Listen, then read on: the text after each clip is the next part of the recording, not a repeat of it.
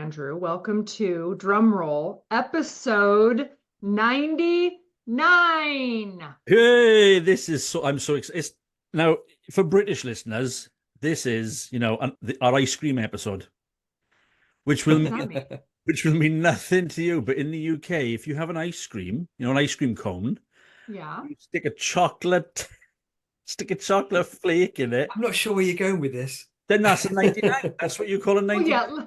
All right. Let me bring in Kevin Couling because I need someone to help me translate whatever the heck you're talking about. I'll do my best. Let me phone a friend here and get Kev in on this. Kev Couling, thanks for joining us today, founder and managing director of Hut22 Ltd. I'm so glad you're here. I know this is a serious topic, but I have such great fun hearing your stories and hearing you chastise Andrew that I'm just excited you're here in general. Yeah, buckle up. Yes, yes. Thanks for having me on. Yeah, but come on. I love it. No, I just want to clear up this ice cream thing. Yeah, Right? can you finish this? You do know, Kev, don't pretend you don't know what I'm talking about, right? Because you know that ice cream with a bit of chocolate in it is a 99. Is that something that's particular to Merthyr? Or is that to... No, I'm joking. Of course I do. Of course I know. Yeah. Of course Can I I know. like throw the red flag and just bring this back to international association discussion? So today we want to talk about climate crisis. I want to something the total opposite of ice cream. complete. Right. Well, ice cream's melting. That's the problem. So, I like what you did there. I see that. and so, and I know this is a subject that we've visited a couple of times. Well, more than a couple of times actually. We return to this consistently throughout the years. Of course, we're responsible citizens of this planet. We're going to talk about this as often as possible. Exactly. But I think one of the things that we've been very good at doing, and I'm very impressed that's happening in the sector, is that associations and membership organizations and nonprofits are becoming increasingly confident in understanding how they, as businesses, can address the climate crisis. Confident. That's a strong word.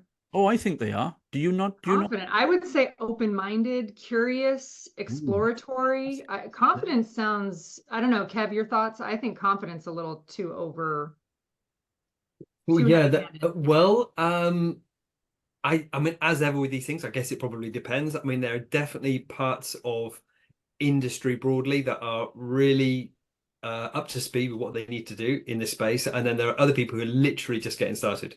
Literally, they're at not even at first base. They're literally just getting started. Okay. Well, and what I find interesting is kind of the push between, are the members driving this, in the industry, or the membership driving this, or are the leadership or the association establishment itself driving it? And I think that's what I really wanted to explore today, is what I was, because we do have some really good initiatives in the sector, which is focused on what we as businesses can do for ourselves. But actually, where I was leading with this was to say that in terms of the member offering and how associations, trade bodies, institutes, etc., how they can support their membership in understanding how best to tackle the climate crisis, I think that's an area that really needs quite a lot of further unpacking. I think that's an area that they're not particularly confident in, although I absolutely agree with you that they are, I would say, completely open-minded and willing to understand how they can act as a conduit between, the knowledge and expertise and the issues and the resources that are out there to tackle climate change and the climate crisis, and being that kind of go-between with those issues and their members. Kev, what do you think? I mean, Kev, why are you here? Like, what's your right? What's your niche here? I know you're a T-boy. I don't even know what that means, but I read your bio that you're But a I tell you what, T-boy. if we get time, we'll come on to that later. Okay, all right, put that in the parking lot. Right. So just to reflect on what you said, Andrew, I think there are always two aspects to this topic for any organization, and the one is their corporate impact, their corporate responsibility, and how they deal with the stuff that they do themselves. Yep. And then there is also always how they touch other people. So whether that's their clients or their suppliers or whoever it might be. So there's always those kind of two facets to this, however you look at it. So for associations, they've got their corporate stuff, i.e. what they do themselves, their direct impact, but also again they've got an opportunity to have a much wider positive impact through their membership.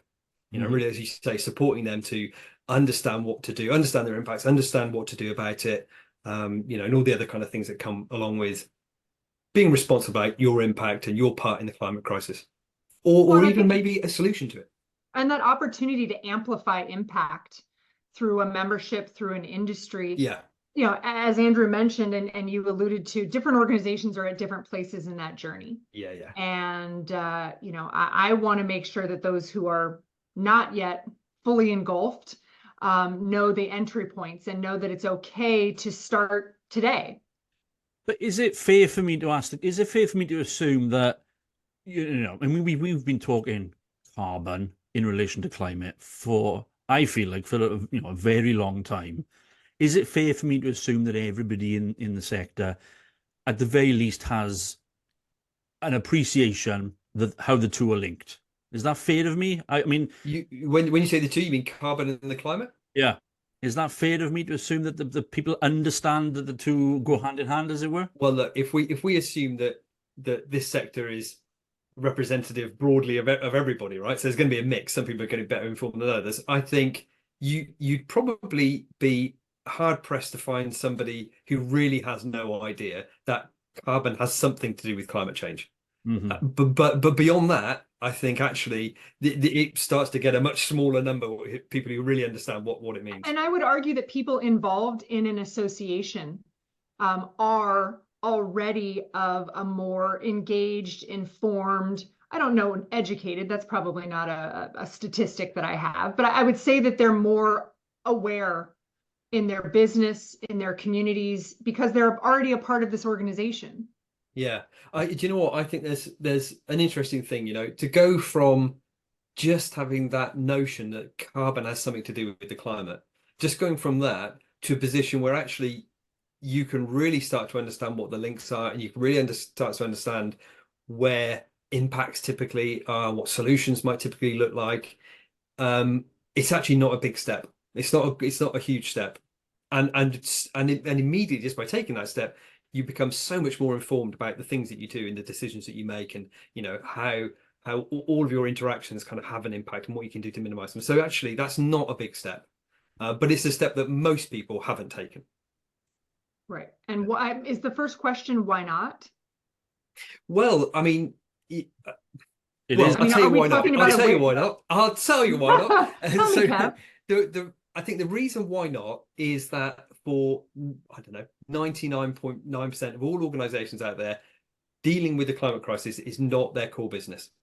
That's not what they do as a core business, right? So they are focused on mission, nor is it their mission as a nonprofit, as a, you know, as an organization representing else, a collection of others. That's yes, exactly. So there's so much context around this, really. You know, I mean, I started in this particular industry 20 years ago, you know, after doing something else. And the conversation now is very different to how it was then. And the reasons for that are things like the 2015 Paris Agreement, you know, where not everybody, but most governments, 195 of the 198 parties to the conference signed up to the idea that we've got to limit global climate temperature increase to 2 degrees and do what we can to limit it to 1.5. So there's that driver, and that then translates into, you know, domestic law for different countries around the world, and that starts to drive something. So that's one thing. That's kind of that regulatory compliance piece. Yeah, that's the compliance piece of it, where it's imposed upon you, and you may or may not have a choice whether to rise to that occasion, but you haven't voluntarily done anything. You're simply following rules. Exactly. That are imposed. And by that alone, it means you're doing the absolute minimum you're allowed to do, right? Because that's regulation, right? Yeah, exactly. And everyone should be doing that. But that looks very different in different places around the world. So in 10 years ago, we would probably been talking about that as the key driver for this stuff. But these days, that isn't so much the case, because as more and more stakeholders ask more and more questions and demand more and more of the organizations that they're interacting with, then we actually see the corporate world is driving this stuff more than governments in many cases. And that's because institutional investors, you know, and the sources of funding for all the things that go on in industry, they're all concerned, not all, that's too sweeping a statement, but many of them are really concerned about it and they want to do something about it. And sometimes that's really tangible, sometimes it's a bit of lip service, but nonetheless, that's one of the key drivers that's out there. But if we dug down into what the motivation is or what the reasoning is behind that driver, isn't it the consumer's expectation? Or, let's not pretend that they're coming at this out of just a purity of heart. You're right. No, you're absolutely right. Yeah, and that's right. That broad stakeholder piece is, so it's your clients, right? It's your investors, it's your staff, and everybody together is kind of that's what's pushing things along now, really, I think. So is that the model that should then kind of the association should look to, your staff for hiring, your board, your members, who comes to your events, those same type of stakeholders? I think that's so, and I think that's already happening. I mean, I think that's already happening organically. That's just as it has in business, and we've seen corporate for-profits, and change how they trade and how they do business. I think we are seeing that drive from members, because there is this, from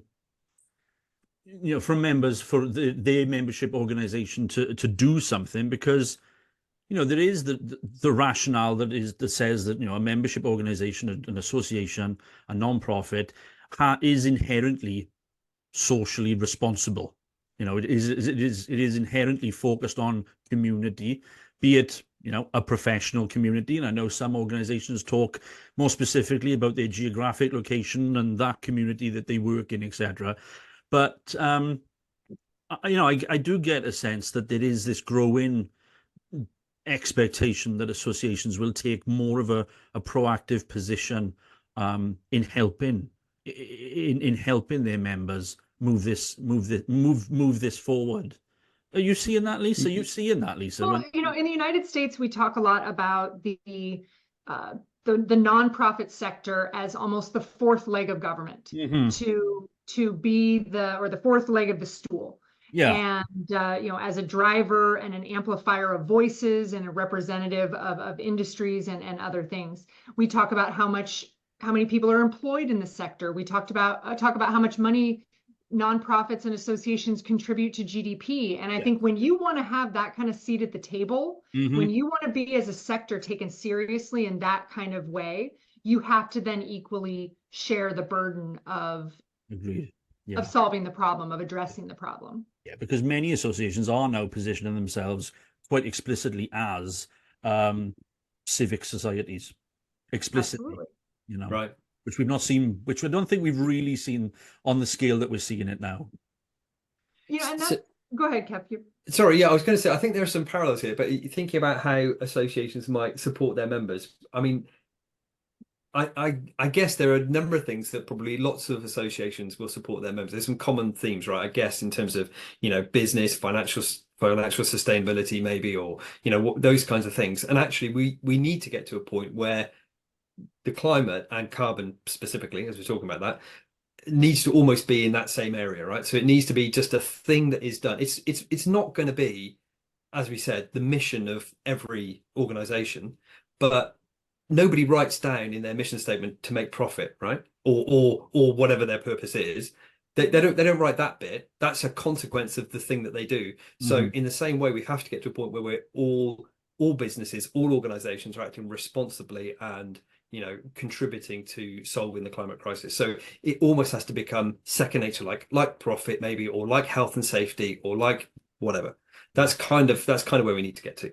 So if we're talking in a somewhat of a trade context or associations focused on industries, what if you're an individual membership association? What if you are, you're a board of realtors, you are a teachers association, you are individuals trying to do their best in their jobs and in their community?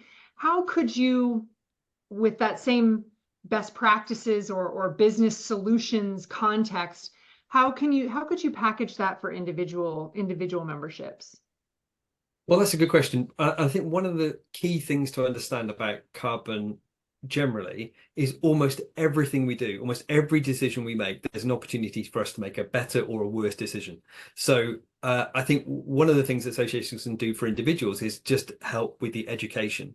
So making sure that they understand that the things they do, even as an individual, or if they're part of an organization, that everything kind of has an impact. So I think that's a really important message to get across, and helping them understand, how to make good decisions about, about the things that they do. So that's one way for sure.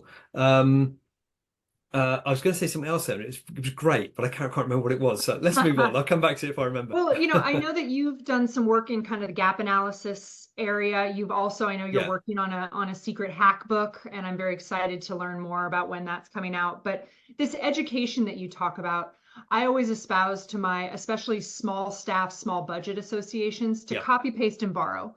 So where could an association go to find this type of education that may not be in their wheelhouse, may not be their expertise, but they want to make it available? They want to help raise that kind of foundational understanding for their members. Is there some place you can just go get those papers, those templates, those one pagers? There are, I'm sure. My work has generally been with corporates, so I'm just trying to think now of places that people go. But there are definitely places like people like me, I suppose, who are putting stuff out for free, that people can just use and just access. And there'll be lots of people doing that sort of thing. Oh, this is great. So this is a promise. Kev is going to start putting out his corporate stuff redacted for free.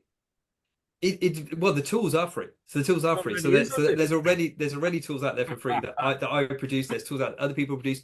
And because it's such a big topic, and because people who are inclined to work in this space are inclined to think about the bigger picture, right? So you will find any number of tools online to help you develop your first carbon footprint, or to help you make choices about better choices about your personal life, or whatever it might be, around carbon. So there's loads of stuff like that out there already, and it's not that difficult to find, to be honest. Great. But then it's also, I mean, there are also specific entities that are dedicated to supporting associations. Climate Action for Associations is one of those bodies. That's sort of, as I say, it's recognizing the collective potential of associations, regardless of whether they're trade bodies or individual membership organizations, and that's just one example. I know there was some chat actually on the ASAE Collaborator Cup last week. I think it was some chat about how to make our, somebody was just putting it out there, how do I make my education program more sustainable? And people are just sharing some really good, as in the delivery of the program, not the content per se. And people are sharing some really good, sort of insights into, well, do X, Y, and Z, and you will immediately realize, a more positive impact. And it was some really helpful, sort of tangible stuff. I think people are out there just throwing stuff into the mix constantly. And that's what I was saying, it's to go from,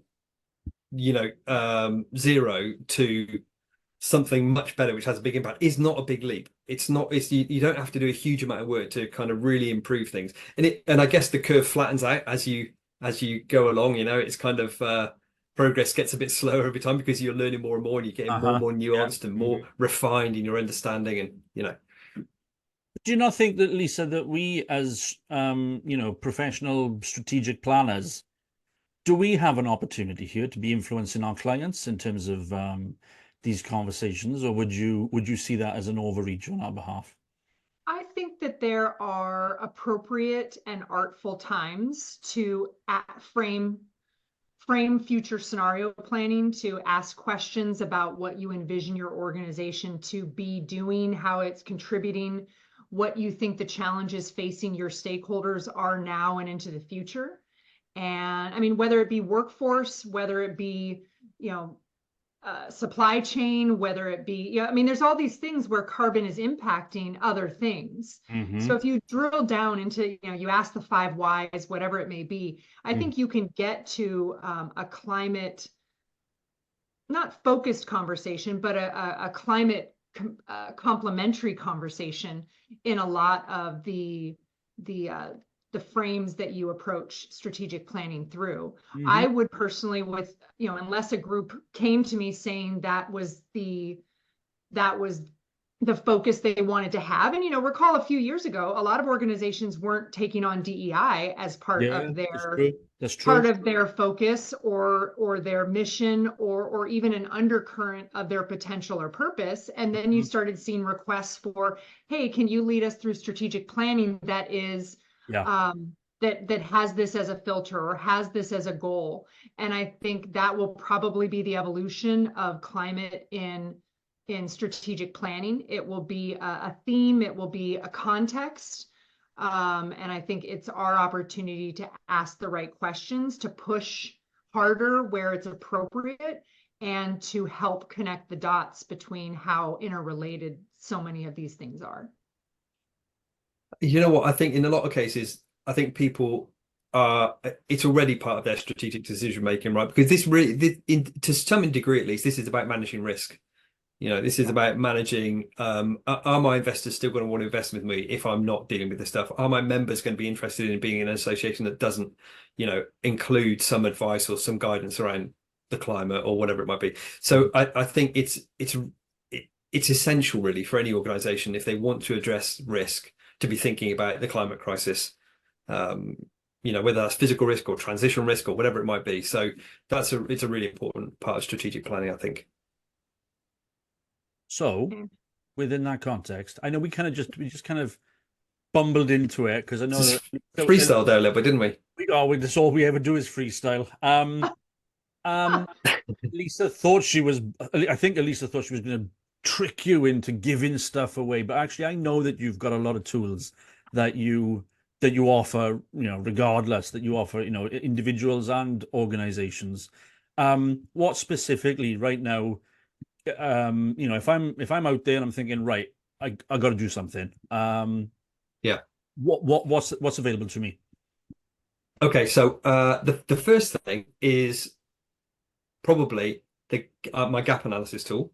So the idea of that is that, I don't know if you've heard of maturity models or not, but they are amazing. I think they're brilliant. They're one of the best. A professor at Cambridge University introduced me to them, and I think this is the best thing ever. So the idea is that I've broken down this broad topic of carbon management into 4 key areas, and in each of those key areas, the maturity model describes what good looks like, and then describes a load of sort of 5 levels below that kind of go from I'm doing nothing on this particular topic area to I've got all my bases covered. And it takes you maybe 15 minutes, because you don't have to write anything to do this gap analysis. You literally just read the descriptions and you choose which one fits your organization, your situation.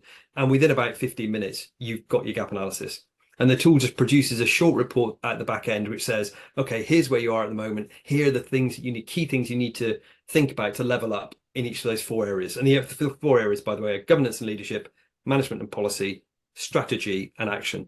And that's free to anybody. Anybody can download that, use it, whatever. That's yeah, we'll put that in the show notes, because I think that safe and easy entry tool right is what most associations need to feel, to not be on the defensive, to see this as an opportunity, and to, as staff, approach this in areas where we can make incremental and then evolving changes, but not overcommit. Yeah, but actually, I completely agree. But actually, I would like to see it cascaded down from the membership organizations through down into the membership, because the reality is, on a day-to-day, operational context for your standard membership organization as a standalone entity is not going to have anywhere near the impact that it'll have that its membership virus membership. So I would like to, I would encourage listeners, all 3 of you, to how dare you? Oh, sorry, 2 of you. Sorry, I don't know. Episode 99. I think we're pretty legitimate, Andrew. I mean, despite all you've done to ruin this, I think we're. Beg your pardon. How have I done to ruin it? I beg your pardon. Somebody the other day called us podcasting royalty. What? Your mom? Oh, you beat me to it. My mom, she doesn't know what I don't even think she knows I podcast after all these years. No, somebody said, oh, well, we are in the company of podcasting royalty. And I thought, yeah, actually, Wow. you're right. You are. Yeah. Well, and starting next episode, we're going to be on video. So, I mean, I don't know what that means in terms of sustainability, but I don't want you to go out and buy. I can go into it if you like, but it's. Oh. Well, I would love to do a calculation to see what the carbon impact of the podcast is. Oh no. And I can tell you now, it'll be higher if it includes video. I'll tell you that. So Well, anyway, we'll keep it short, and Andrew only owns 3 shirts, so just Well, rotate them. You don't have to go out and buy more shirts. Wait for me. I didn't even know. I was about to say, well, it's going to be even higher next time because I'm flying to DC to record the 100th episode. So That's true. You better check that box on your little airline ticket where Right. it says you can give $6.12. I will. To offset your footprint. Okay. So anyway, the gap analysis is out there. You can definitely go and get that. You can have a look at it. It doesn't take long to do, and that's great. The next thing, so for each of those 4 areas, I'm writing a hack book. I have no idea if that's a thing, but that's what I'm calling it. And the idea, right, exactly. The idea is it's a short, really practically focused book on each of those topics, and at the end of each of the sections it gives you 5 or however many hacks to implement things, actionable things you can implement in your organization to improve and kind of level up in that area. So the first one that's out is the one on governance. And then I'm writing the one on leadership, and there'll be one for all 4, and then at the end of those I'll bring them all together into a kind of a whole book, and then that will be available. So amazing. I would love to see that as a community discussion of here's some hacks, and then what are you doing? Right. Yeah, absolutely. Why not? Yeah. So those are 2 things. The other thing is that I'm like lots of consultants, I'm shamelessly offer myself for a conversation. So there's a link to my calendar if anybody wants a kind of a free, absolutely no obligation chat for half an hour about carbon management. I'll give them as much advice as I can in that half an hour, and then if the conversation develops from there, great. If it doesn't, that's also fine. Do you know, as you're talking about your hack book, which I love that concept, and I'm totally copyrighted and trademarking that idea as soon as I get off this recording. But actually, do you know what I'm thinking we should do? We should do the other thing I was reading about the other day is idea-thons. So it's like a hackathon, but an idea-thon. And you give people you get lots of, a diverse group of people from within your industry or within your community or your profession, give them a challenge and give them, the freedom, space to be creative and come up with some sort of really tangible, innovative solutions to a problem. And I'm sitting here thinking, why don't we do the Association Transformation Climate Crisis Idea-thon? Why not? Oh, why not? I like that. I like it, but now we're a think tank. You told me that. We are a think tank, and I believe in that. I just think there are other topics that I personally would like to. Well, that's fair enough. That's fair enough. But are there other topics that we call crisis? Yeah. Are there? Governance crisis, leadership crisis, membership crisis. The ice creams aren't melting because of governance crises. You know what you can do with your ice cream? Anyway, I do want to hear about Kev's T-Boy story because I still have no idea what this is. And we may need a translator for the American audience, but well, a T-Boy is a kind of a generic name for a gopher, right? A kind of dog's body. It's somebody you get to do all the menial tasks in the office. A T-Boy. Somebody goes to make the cup of tea. Make the tea.